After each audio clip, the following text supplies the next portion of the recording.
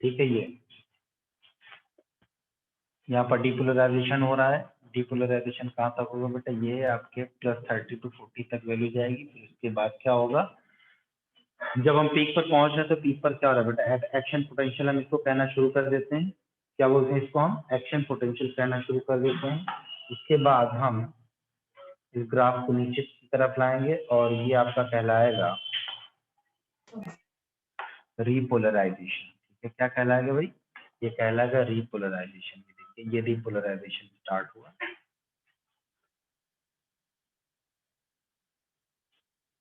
ये आपका repolarisation start हुआ। तो यहाँ पर 3 कलर्स आपको दिख रहे हैं इस ग्राफ में। ये ब्लू वाला जो दिख रहा है ये दिखा रहा है थ्रेशोल्ड स्टिमुलस को। ये जो रेड वाला दिख रहा है, ये रेड वाला किसको दिखा रहा है, डीपोलराइजेशन को दिखा रहा है। और ये वाला जो ग्रीन कलर का दिख रहा है ये दिखा रहा है आपके रीपोलराइजेशन को।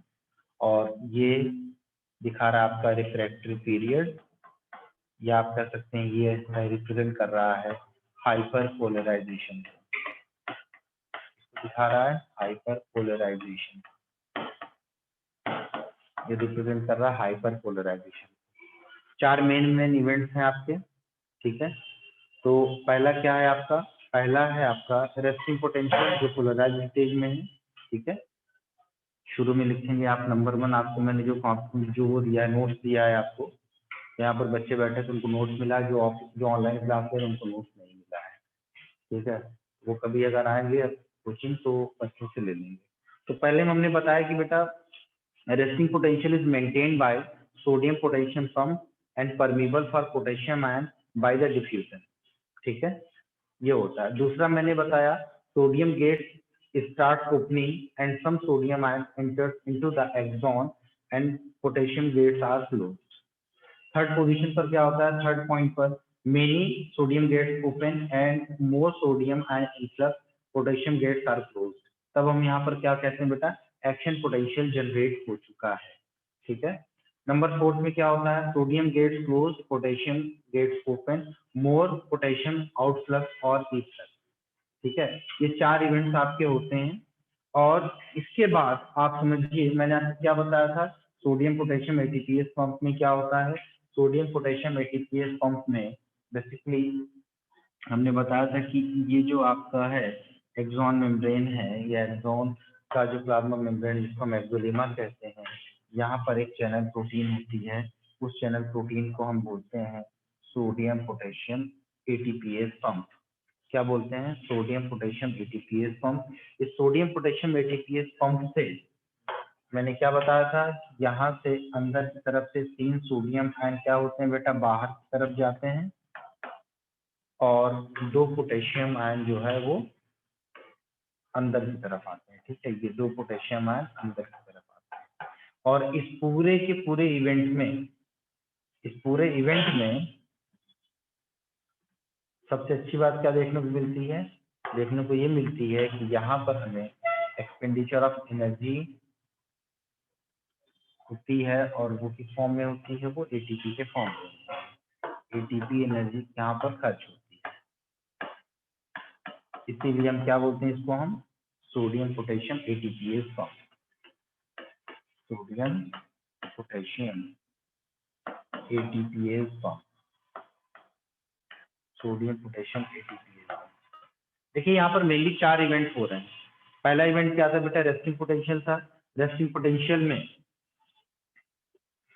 पोटेंशियल में क्या था बेटा, बाहर की तरफ प्लस चार्ज था, अंदर की तरफ क्या था बेटा, माइनस चार्ज था।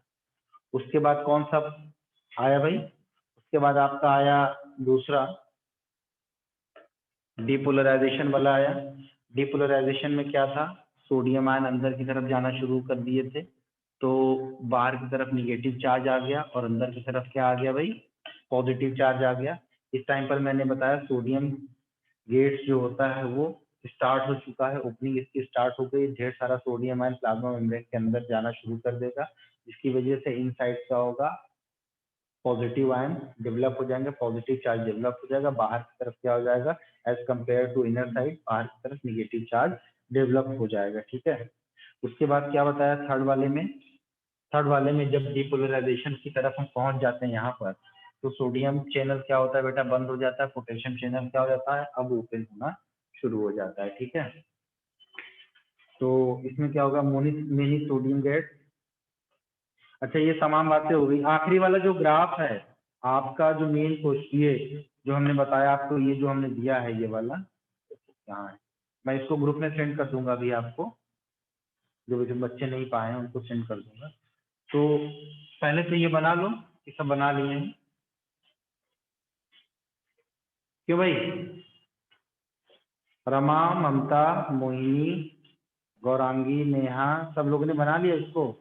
यस सर, हो गया। चलो ठीक है। अब एक बहुत इंपॉर्टेंट बात, इसका आप कंक्लूजन हम आपको दिखा देते हैं। ये कंक्लूजन ही सबसे ज्यादा इंपॉर्टेंट है।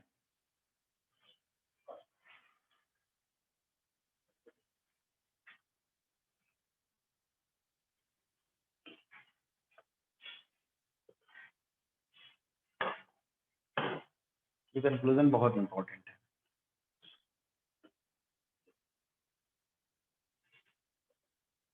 देखो बेटा, ये वाला कॉलम है प्रोसेस का, इसमें मैंने क्या लिखा बेटा, प्रोसेस। ठीक है, प्रोसेस में कौन कौन सा प्रोसेस, एक तो है आपका पोलराइजेशन, फिर आपका क्या है बेटा, डीपोलराइजेशन। ठीक है, उसके बाद आपका है रीपोलराइजेशन। ठीक है, रीपोलराइजेशन, और आखिरी वाला क्या है आपका, हाइपर पोलराइजेशन। ये इतने इवेंट्स आपको पता है। ठीक,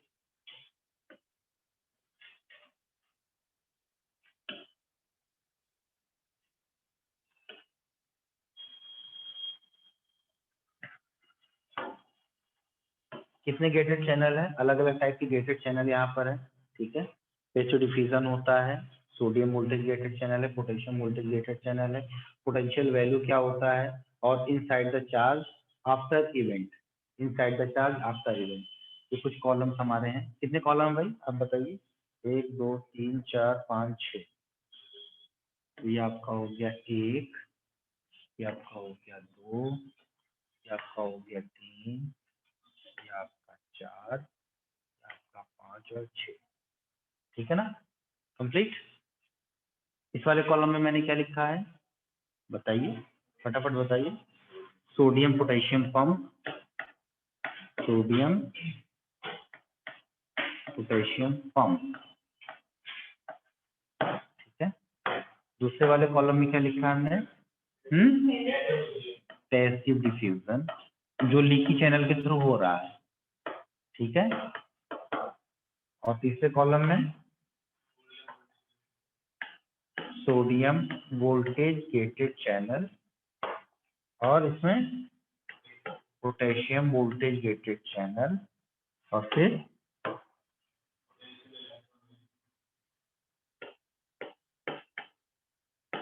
पोटेंशियल,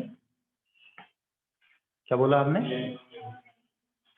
पोटेंशियल इलेक्ट्रॉन वैल्यू। ठीक है, ये वैल्यू, और आखिरी में क्या है, समझ नहीं आ रहा है, आखिरी inside charge after event, inside charge after event, inside charge after event.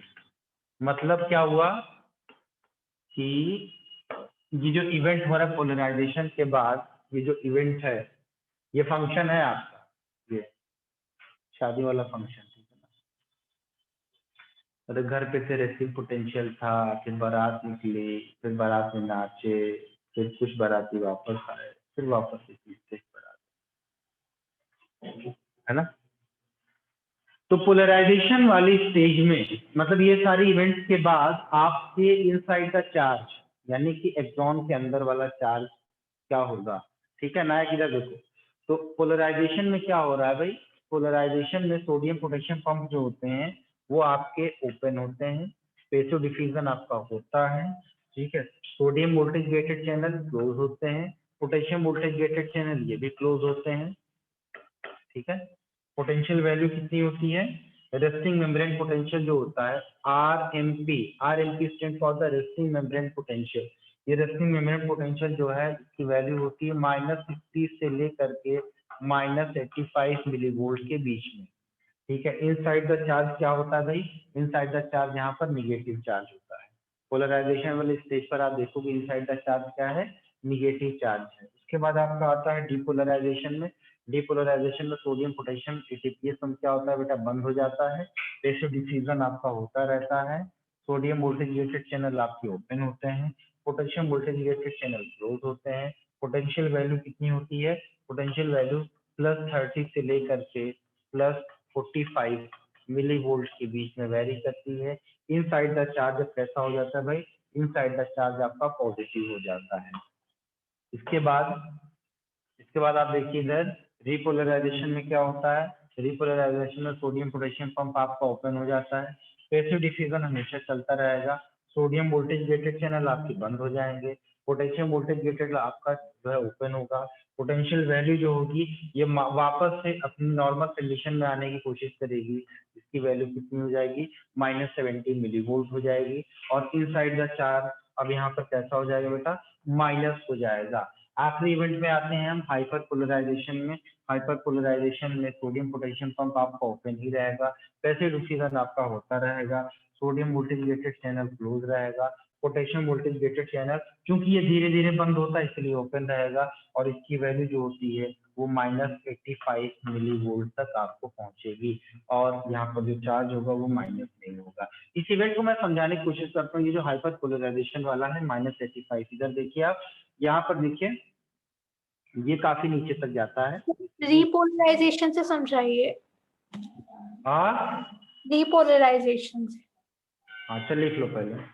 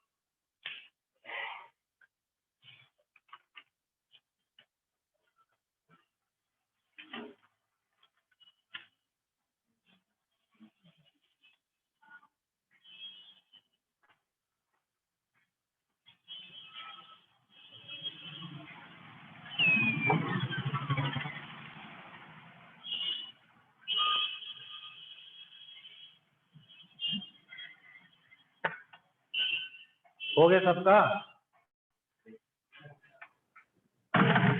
Yes sir. चलो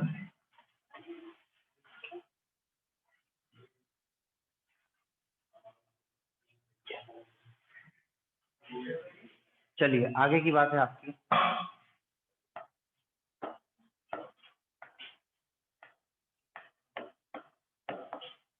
conduction at synapse, conduction at the synapse.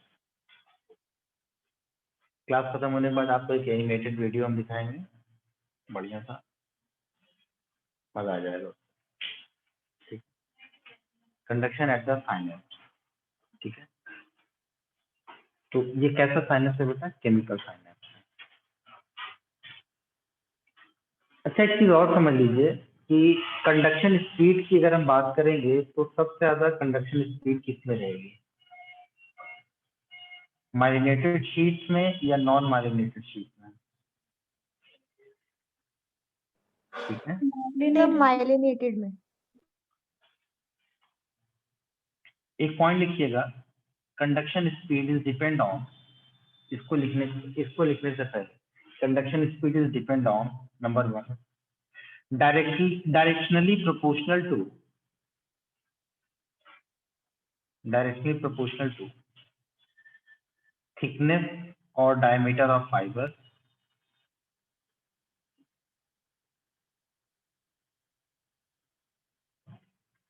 thickness or diameter of fiber. Number 2, increases with increase in temperature. Increases with increase in temperature. Increases with increase in temperature.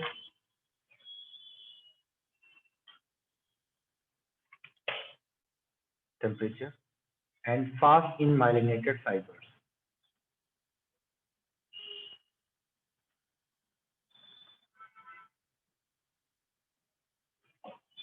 जैसे बात मैं बताऊं आपको, यहाँ पर आपके पास 3 fibre है। कितने फाइबर हैं? टाइप्स ऑफ फाइबर 3 है, ए, बी और सी। ये 3 फाइबर है आपके पास, ठीक है। और इन तीनों पे माइलिन शीट का क्या कहानी है? ए वाले में माइलिन शीट पाया जा रहा है, बी वाले में माइलिन शीट पाया जा रहा है, सी वाले में माइलिन शीट नहीं पाया जा रहा, ठीक है। सबका डायमीटर अलग अलग है, डायमीटर अलग है। ये कॉलम डायमीटर वाला हो गया, और तीसरा कॉलम जो होता है उसका कंडक्शन स्पीड की बात यहाँ पर की जा रही है। यहाँ पर बात की जा रही है कंडक्शन स्पीड की। तो आप बताइए, ऑब्वियस सी बात है सी वाले में कंडक्शन स्पीड सबसे मिनिमम होगी। ए और बी में अब मामला फंस रहा है, ए और बी में क्या होगा बताइए।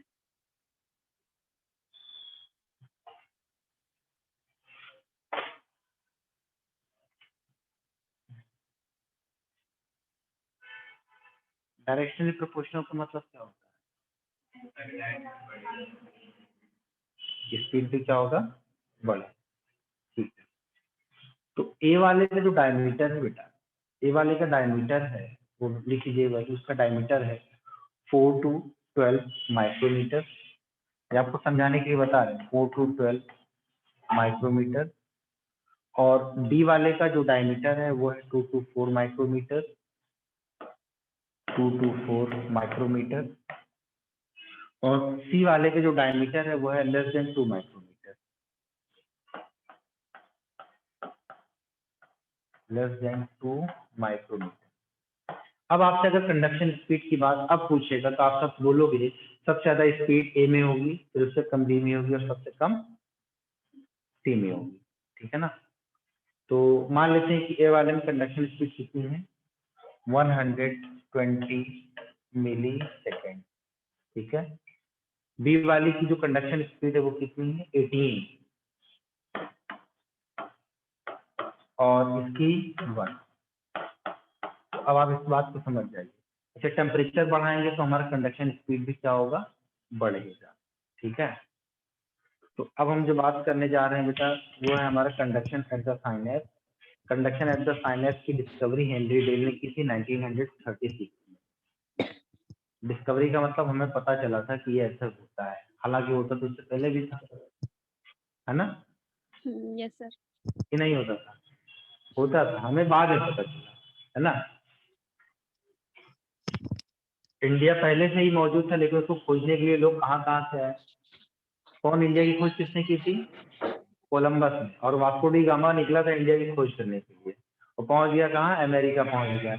अमेरिका पहुंचने के बाद उसने देखा, अमेरिकन को देखा, बिल्कुल ट्रम्प की तरह लाल मुंह वाला बंदर जैसा होता है, बिल्कुल लाल लाल वहां पर अमेरिकन दिखे। वास्को डी गामा ने क्या कहा? वाह, रेड इंडिया।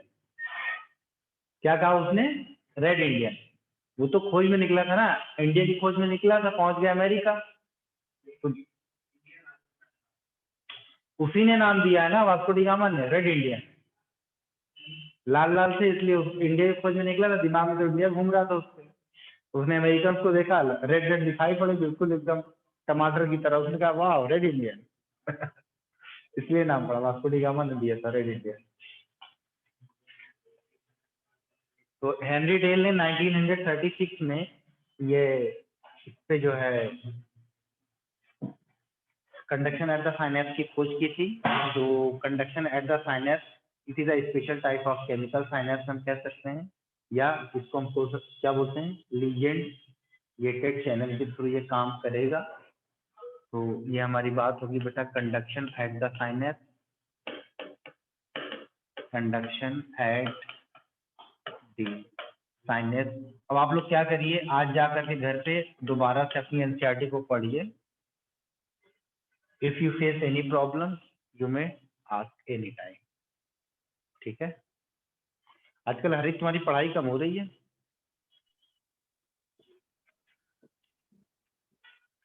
क्योंकि आजकल तुम क्वेश्चंस नहीं पूछ रहे हो और उसका रिफ्लेक्शन तुमने देखा है रिजल्ट में। शुक्ला तुम्हारा भी।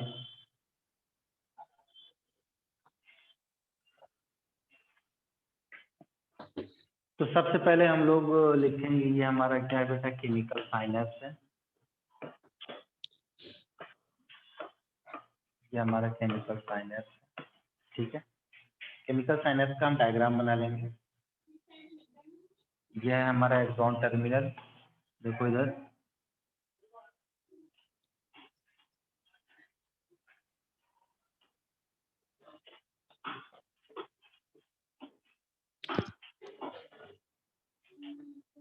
ये हमारा एक्सॉन टर्मिनल है, ठीक है। इस एक्सॉन टर्मिनल में छोटा छोटा सा हम बना देते हैं क्या, इसमें कैल्शियम चैनल हम बना देते हैं छोटा छोटा सा। देखो इधर ये कैल्शियम चैनल है हमारा,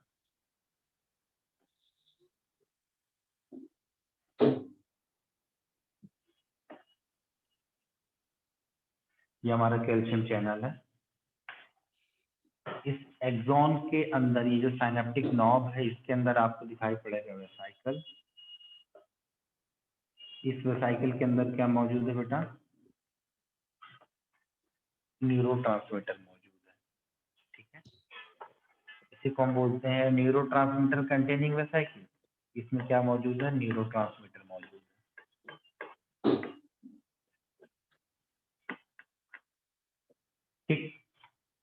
जस्ट इसके बाद आपको पोस्ट साइनेप्टिक मेम्ब्रेन दिखाई पड़ेगी, ठीक है। क्या दिखाई पड़ेगी, पोस्ट साइनेप्टिक मेम्ब्रेन आपको यहाँ पर दिखाई पड़ेगी।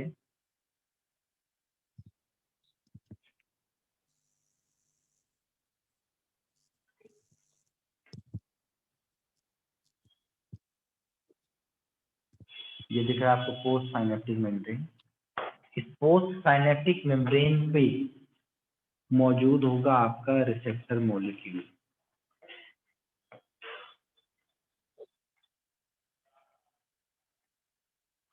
क्या मौजूद है, ये आपका मौजूद है रिसेप्टर मॉलिक्यूल, ठीक।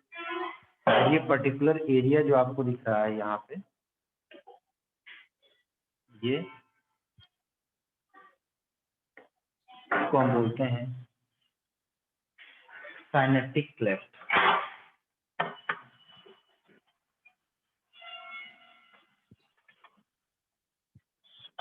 जिसकी विड्थ होती है 10 to 20 माइक्रोमीटर।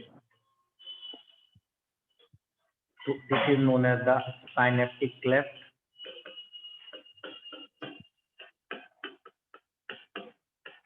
यह है आपका साइनेप्टिक क्लेफ्ट।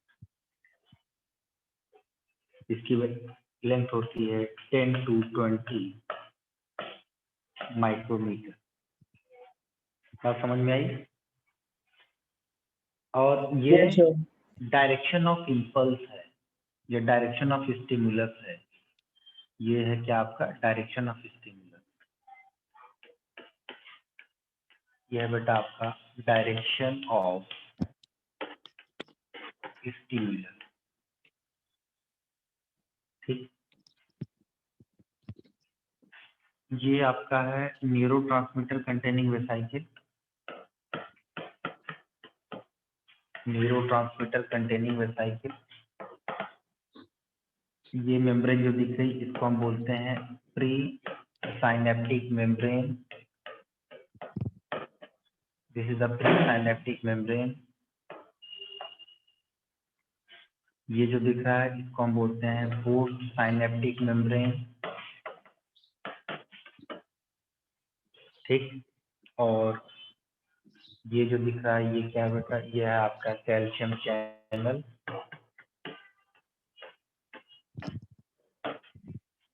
ये क्या है, रिसेप्टर मॉलिक्यूल, किसका रिसेप्टर है ये, रिसेप्टर ऑफ न्यूरोट्रांसमीटर का, ये रिसेप्टर ऑफ न्यूरोट्रांसमीटर।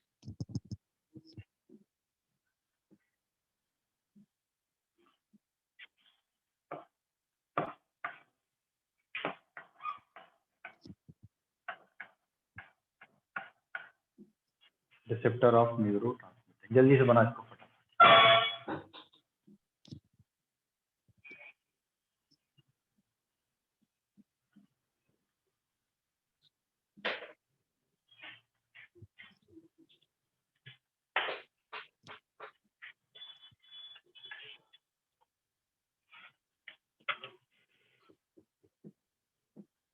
बन गया, बना ले, फिर फोटो का खींच रहा है, फेसबुक पे अपलोड करेगा, साल भर बाद दिखेगा। मेमोरी आते ना, मेमोरी आता है ना फेसबुक पे आपका। हाँ पढ़ ले भाई, पढ़ ले, मेमोरी मत बना, पढ़ ले। Once upon a time in the city of Agra, I have learned post-synaptic membrane and pre-synaptic membrane. That was a very very boring topic. वो कह रहा हाँ।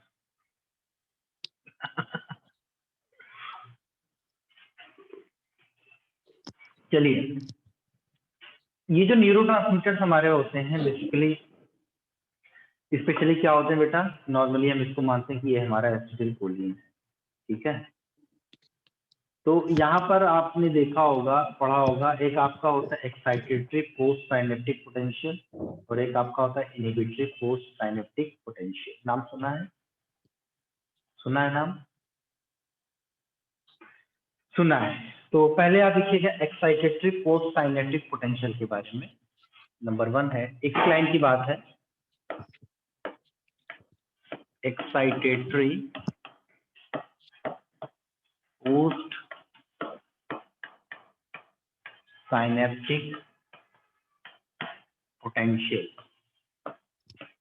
Post synaptic potential, excitatory post synaptic potential, APSP, ठीक है।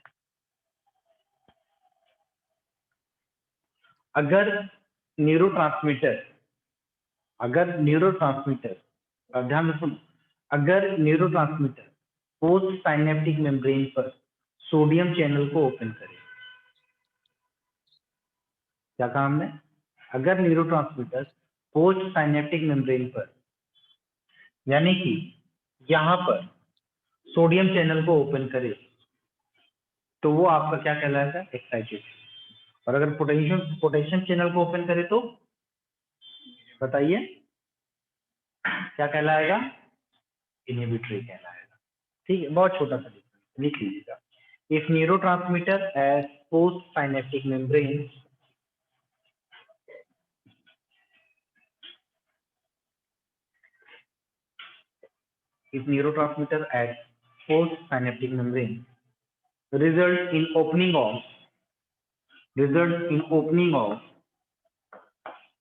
results in opening of sodium channel, ठीक है। दूसरा है आपका inhibitory post synaptic potential, IPSP, inhibitory post synaptic potential.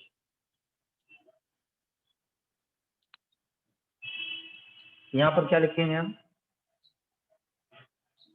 if neurotransmitter at post synaptic membrane don't open sodium channel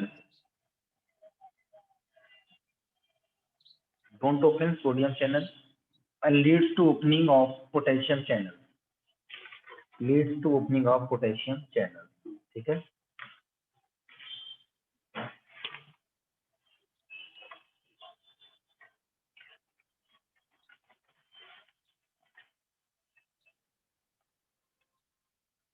चलिए,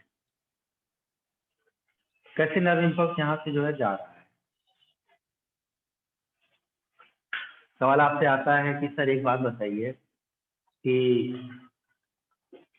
जो calcium channel है, कैल्शियम चैनल यहाँ से अंदर की तरफ चला जाएगा और आपने कहा कि एक्सोसाइटोसिस के थ्रू ये वेसाइकिल के अंदर से न्यूरोट्रांसमीटर बाहर आएगा, रिसेप्टर के साथ बाइंड करेगा, ठीक है, क्या होगा, रिसेप्टर के साथ बाइंड करेगा, बाइंड करने के बाद सोडियम चैनल को ओपन करवाएगा, सोडियम आयन अंदर जाएगा, डीपोलराइजेशन स्टार्ट हो जाएगा, नर्व इम्पल्स प्रोपेगेट कर जाएगी। इतनी छोटी सी कहानी हमने बताई। लेकिन आप बोलोगे सर न्यूरोट्रांसमीटर फिर कहाँ जाता है? काम तो करवा दिया एसिटिलकोलिन ने, उसके बाद कहाँ जाता है? तो fate of neurotransmitter at the synapse भी हम आपको बताएंगे। तो एक आपका जो है एंजाइम होता है एसिटिलकोलिन एस्टरेज। क्या होता है? एसिटिलकोलिन एस्टरेज एंजाइम जो होता है वो एसिटिलकोलिन को इनएक्टिव कर देता है और वो एसीटेट और कोलिन में कन्वर्ट करवा देता है। किसमें कन्वर्ट करवा देता है? एसीटेट और प्लस कोलिन में कन्वर्ट करवा देता है। लेकिन अगर ये न्यूरोट्रांसमीटर एड्रेनालिन है, न्यूरोट्रांसमीटर कौन है? एड्रेनालिन है, तो ये एड्रेनालिन को एक एंजाइम है, इसको हम बोलते हैं मोनोअमीन ऑक्सीडेज, और ये मोनोअमीन ऑक्सीडेज क्या करता है? इसको डीएक्टिवेट करवा देगा। तो फेट ऑफ न्यूरोट्रांसमीटर पे भी सवाल आपसे पूछ सकता है, ठीक है। बट पहले आपको मैं बता दूं कि यहाँ पर कहानियां क्या हो रही हैं, ठीक है। यहाँ पर क्या हो रहा है, एक एक इवेंट करके लिखिएगा। इवेंट कौन कौन सा हो, क्या रहा है? पहले impulse at the axon ending, number 1 लिखिएगा point, impulse at the axon ending,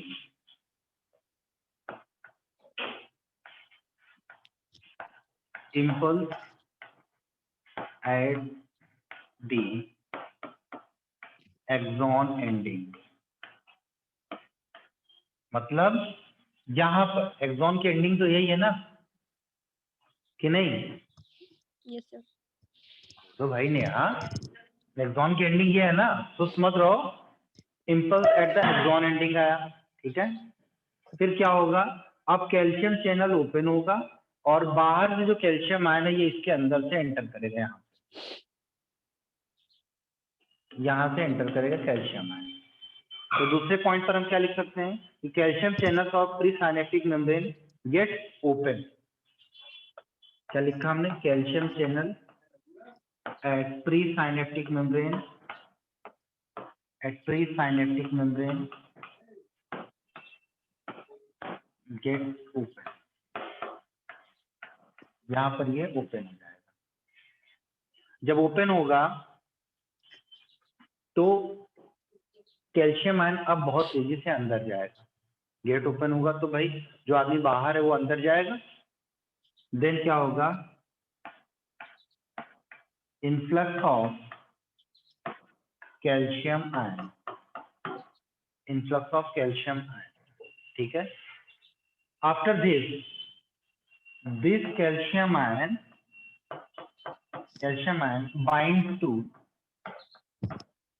binds to neurotransmitter containing vesicle,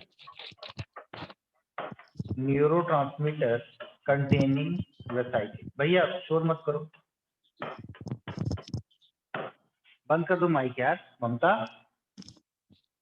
neurotransmitter containing vesicle के साथ हमारा कैल्शियम क्या करेगा बेटा? बाइंड करेगा, ठीक है। And after this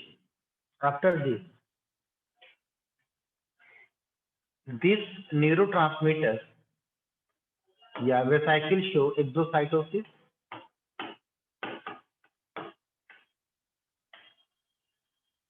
vesicle shows exocytosis,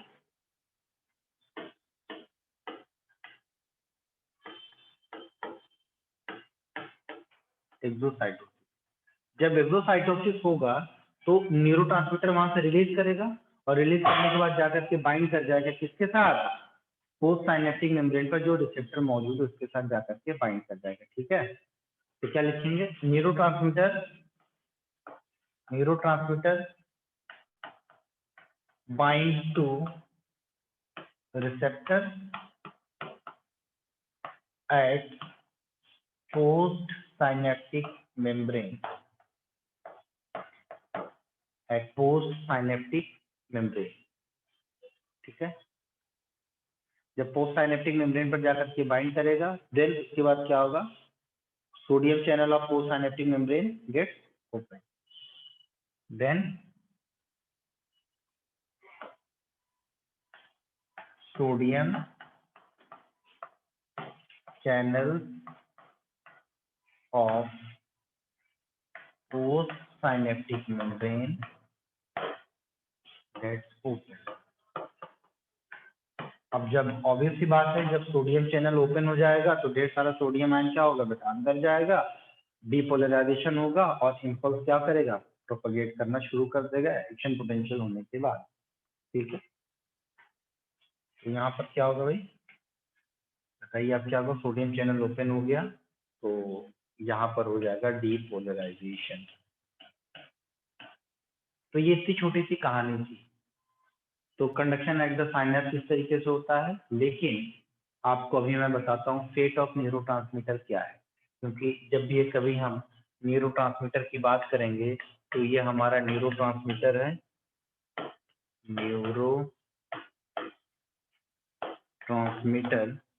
में बेसिकली आपका एसिटिलकोलिन, आपका एपिनेफ्रिन, ये बेसिक चीजें आता है, सेरोटोनिन वगैरह भी आता है, ये सब भी आपका क्या है बताइए, न्यूरोट्रांसमीटर है।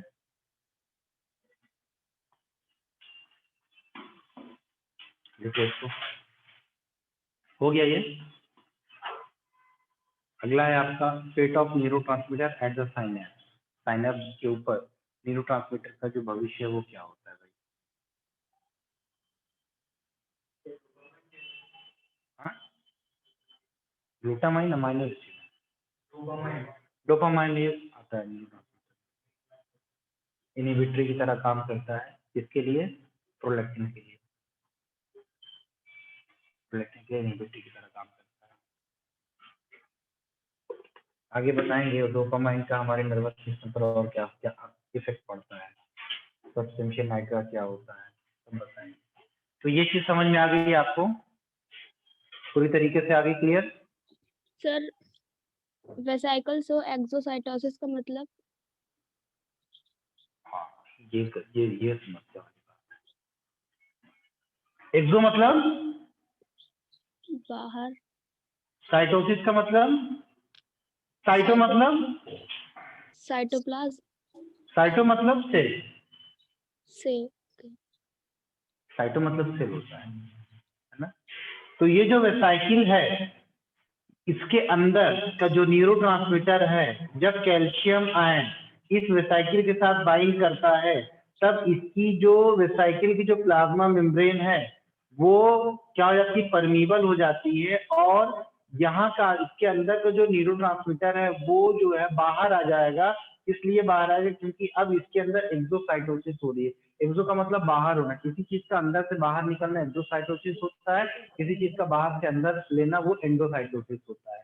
अब ये एंडोसाइटोसिस एक्सोसाइटोसिस दो टाइप के होते हैं, एक होता है फेगोसाइटोसिस और एक होता है क्या, पिनोसाइटोसिस। जब कोई सॉलिड पार्टिकल जो है इंगल्फ किया जाता है तो वो आपका फेगोसाइटोसिस होता है, ठीक है। और जब कोई लिक्विड मटेरियल उसको इंगल्फ किया जाता है या अंदर लिया जाता है तब वो उसको क्या बोलेंगे, पिनोसाइटोसिस, ठीक है। चलिए हम आगे आपको बताते हैं fate of neurotransmitter at the synapse. Fate का मतलब होता है बेटा भविष्य, वो पंडित जी नहीं जो नीम के पेड़ के नीचे बैठे रहते हैं, वो आपको भविष्य बताते हैं और खुद पेड़ के नीचे बैठे रहते हैं, है ना, खुद पेड़ के नीचे बैठ करके हमारा भविष्य बताते हैं। कितनी विडंबना है हमारे भारतवर्ष में, तोते से भविष्य बता, तोता है। अच्छा सोचो, 20 कार्ड 15 कार्ड उसके पास है तो उस 20 से 15 कार्ड में पूरे 125 करोड़ का भविष्य उसको बता देगा वो, है ना। और आप अगर उसको 50 रुपया देंगे तो आपका भविष्य अच्छा बता देगा, और ऋतिक अगर उसको 10 रुपया देगा तो उसका भविष्य कम अच्छा बताएगा। देखिए हम बात करने जा रहे हैं बेटा भविष्य की, fate of neurotransmitter at the synapse. Synapse पर क्या होता है इसका भविष्य।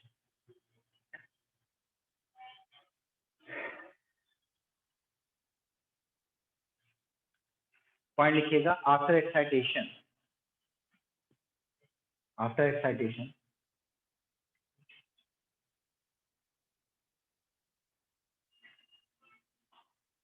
after excitation at the postsynaptic membrane,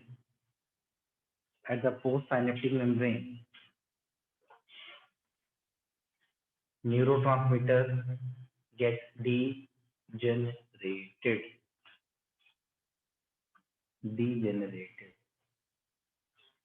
neurotransmitter अगर क्या है बेटा, अगर एड्रेनालिन है तो क्या होगा, एड्रेनालिन आपका इनएक्टिव हो जाएगा किस एंजाइम की प्रेजेंस में, मोनोएमीन ऑक्सीडेज।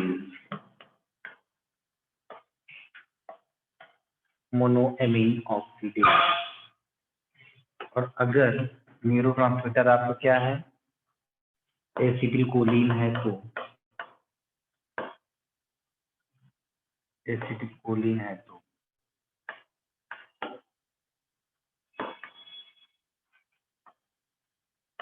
ये कन्वर्ट हो जाएगा किसमें बताइए, ये कन्वर्ट हो जाएगा आपके एसीटेट में और प्लस कोलिन में, एसीटेट में और कोलिन में। ठीक है, इसका मतलब ये इनएक्टिव हो चुका है। और एड्रेनालिन हमारा क्या है, कैटेकोलामीन है। ठीक है, कैटेकोलामीन है। और एसिटिलकोलिन में हमने बताया कि यहाँ पर जो एंजाइम इस्तेमाल होगा वो कौन सा होगा, एसिटिलकोलिन एस्टरेज। ठीक है, एंजाइम हम इस्तेमाल करेंगे एसिटिलकोलिन एस्टरेज,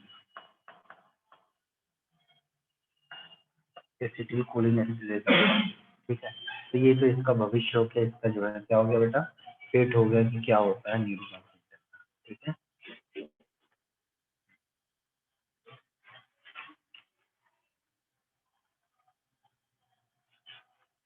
आपके लिए होमवर्क ये है कि आप हमें बताएंगे कल के डेट में टाइप्स ऑफ केमिकल साइनेप्स कितने होते हैं, केमिकल साइनेप्स के टाइप कितने होते हैं।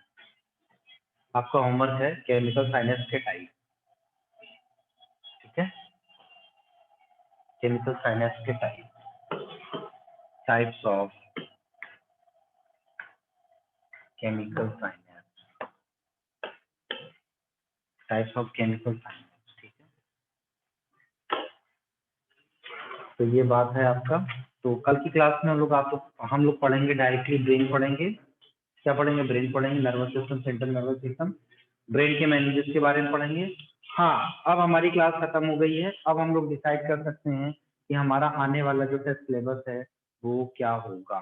ठीक है, पहले मैं अपना सर टेस्ट है कब?